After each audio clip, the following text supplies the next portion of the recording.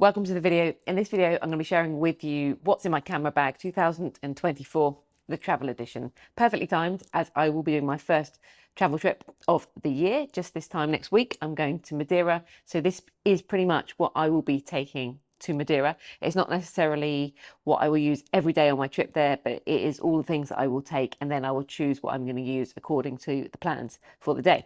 So I'm going to break this video down into sections so you can scroll through and skip through if you wish. I hope you enjoy it. And if you do, please do consider giving it a thumbs up and subscribe. Really appreciate it and helps the channel to grow. So without further ado, let's get into it. Let me start with the bag itself. This year I picked up a new bag and I have the Shimoda Urban Explore 20-litre backpack in black. Now, I've made a full video on my first impressions, and you can check that out up here if you would like a little bit more detail.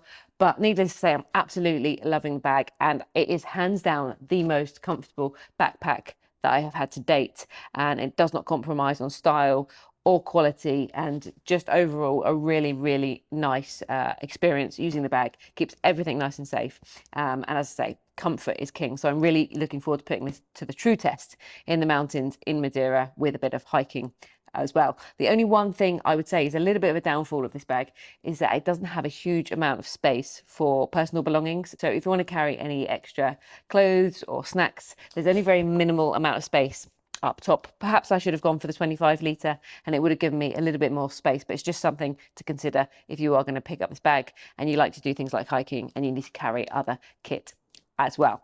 Now, let's get into what's inside the bag. First up, my A cam, which is my Sony A7C Mark II, which I'm currently filming on with the 16-35 power zoom f4 wide angle lens. This is my main setup. It is my go-to. I absolutely love it. I'm so happy with it. Perfect balance of size, weight and quality, and in my mind not much is compromised, and it is the perfect travel companion. It's so good for trips where you're hiking, you're moving around a lot and you don't want to carry a load of weight, but you still want to get those awesome shots and really nice video quality, so there's no compromise at all. In addition to that, I have one extra prime lens that I pack in my bag, and that currently is my 40mm 2.5. It is one of the Sony compact primes. I've talked about this loads and loads of times, and I use this really nice metal lens hood on it just to give it a little extra spice, a little extra style. Absolutely love this lens. So when I'm away, if I want to go light or I want to get some portraits or blur a bit of the background and go a little bit more creative, I can use this. It gives me that wider aperture. Really lovely lens and really tiny, so it doesn't take up a huge amount of space. To complement my camera and all of my lenses, I have this little lens pouch by Mindshift. It's called the Filter Nest Mini. It's a cute little pouch, just perfect for the amount of filters that I have. I don't like to go too crazy.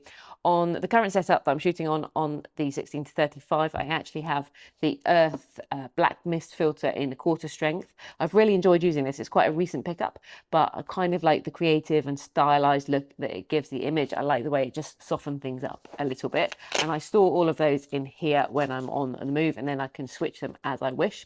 My other main filter that I use is a variable ND filter, 2 to 5 stops, and I use the Polar Pro Peter McKinnon version.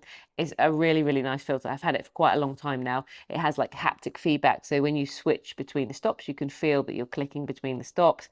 Really nice build quality. You don't get any nasty color casts on your image, and just a great quality bit of glass to complement some nice quality Sony glass as well. I always recommend to go for the filter in the biggest size that you have of lens. So I have the 77mm one of these, and then I just have step down rings so that I can adjust them for lenses and fit them on all of my lenses.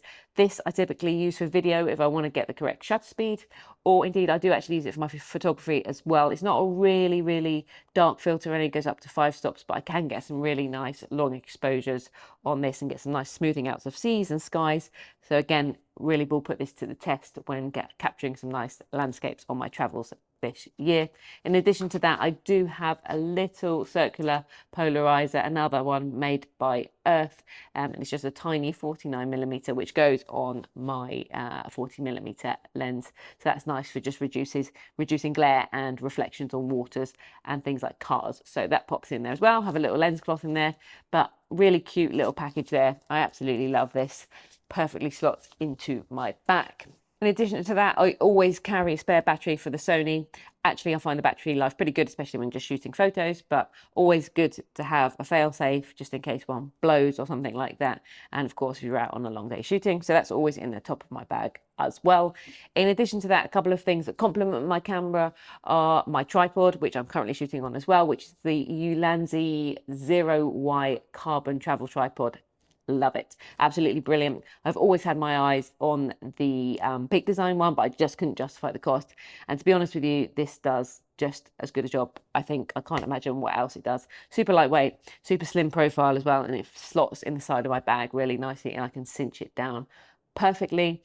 In addition to that, I also use the Peak Design capture clip, which is a game changer, especially if you hike or you're walking around a lot and you want to capture the photos and clips on the move. Being able to have the camera easy to access on your shoulder at all times is just the biggest changer in terms of how many photos and the kind of pictures that I got. So would highly recommend that. Okay, so moving on to my B cam, and one that I keep usually in the top of my camera backpack so I can grab it easily, and that is the DJI Osmo Action 4. I use this for all of my behind the scenes stuff, and due to the awesome mounting system that they've created with this, which is magnetic, I have lots of different mounts and you can easily switch between them. So I carry it with this handle mount, which I use quite a lot. I use it when I'm vlogging. It actually turns into a little tripod as well, which is super handy. It's very cute, and you can just set it down anywhere just to get a shot if you want to do a talking shot, or if you want to walk past or something like that. I also have a little hot shoe mount here, which slips on top of my camera, and then the cam goes on the top, and I can get those nice POV shots. So I mostly use those two mounts, but I have another mount here as well, which clips on top of my Ulanzi. It's actually a light stand, but I use it as a little tripod when I'm out and about because it's super slim. Again, it fits into the side of my bag. It's pretty inconspicuous, and I can just pop it down, set the camera over there, and I can just walk about taking some photos and get some cool behind the scenes shots for some of my videos. Again, it just has the magnetic mount that sits on the top. So that pretty much wraps up my B cam. Obviously, again, just an additional battery to make sure that I don't run out of juice, because this does go through quite a few batteries. Up next, and something that I always carry when traveling, is my drone kit. I am using the DJI Mini Pro 3. I think it's the Pro 3, not the 3 Pro, whichever. This drone, again, I've used the word game changer, but really it did change the game when I bought this a couple of years ago. I know the 4 is out now, but personally, I don't see the need to upgrade at this moment in time. I have got some of the coolest shots with this drone. It's so cute, it's so small, and the beauty is I don't need a separate bag for it. It fits into my backpack with all of the rest of the stuff that I'm talking about, and the quality is just well adequate for what I need for both video and photo, and I'm really looking forward to using it again this year. An addition that I just made to it this year is this little prop guard, because when I was in Wales I broke a prop by just jamming it into my bag because they were flapping around. So this company is called Skyreet, I think, and this just slips over and keeps them all compact and stops them flapping around. So I'd highly recommend that if you have the 3, because otherwise you're going to have a bit of a breakage. I did buy it with the Fly More combo, so I have 3 batteries with it, and I have the controller. I don't have the smart controller with the big screen on it. I just have the one which you use with your mobile phone, but again, does the job nicely for me, and it's actually a bit smaller. Although, why are these controllers so massive? Look how big it is compared to the drone. Anyway, so those set me up really nicely. One little accessory that I do have with it, which is really, really important if you want to get some nice smooth video footage, and indeed sometimes some long exposures, which I did when I was in Croatia because we were photographing lots of waterfalls last year, is an ND filter. I've gone for a variable ND filter with the drone, just a little bit easier than having to bring it down, change them. Obviously, you still have to bring it down to adjust it, but it's just a bit easier than faffing around, and it protects the lens as well. So I can just adjust that according to the lighting conditions. But really important if you want to get those nice buttery smooth shots. So that is my drone setup.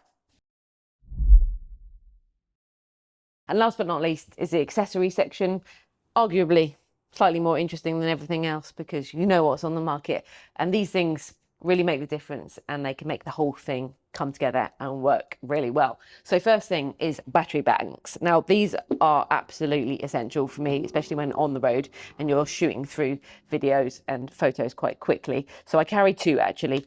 Not necessarily on me at all times, but I've got this little Anchor power bank, which I really like for my phone. It's got this little kickstand on it. It's magnet for the back of the MagSafe on the phone. And it just gives you a little bit of juice. I think it's only like 5,000 milliamps, but it will get you out of a jam if you need it, and it's really like slim and compact, so you can carry that on you most of the time. The other one that I absolutely love is a slightly chunkier in terms of its battery power, but actually it's really, really tiny. Like look at it in comparison to the Anchor one. It's really small, but this has got way more juice, and I can actually juice up my drone battery with this on the go, or any of my other cameras.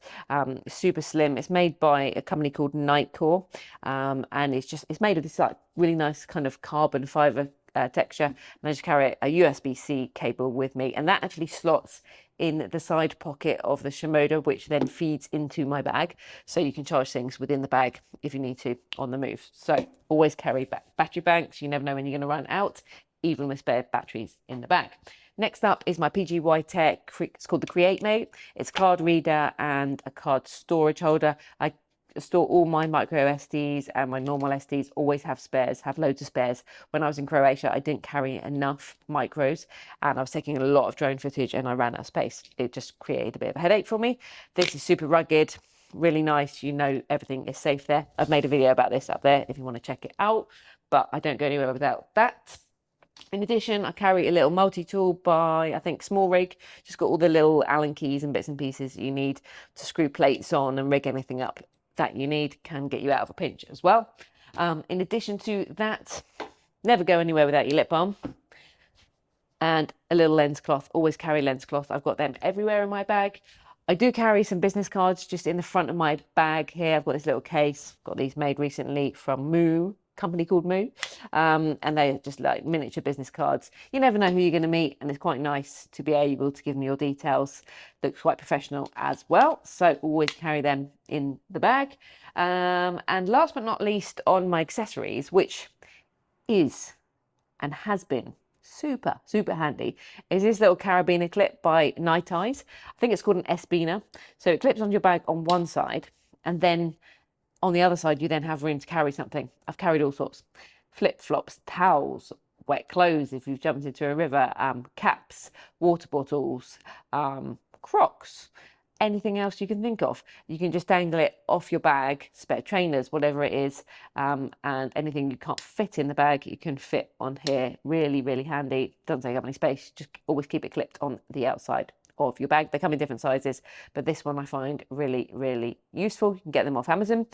Pop that down there, and then other than that, I have a little pouch with a few medications and plasters and bits and pieces in it, because you never know when something might happen and you just need to get rid of a headache on the go. Always carry emergency drugs with you. And then very last thing in my pack, which sits on the inside slot.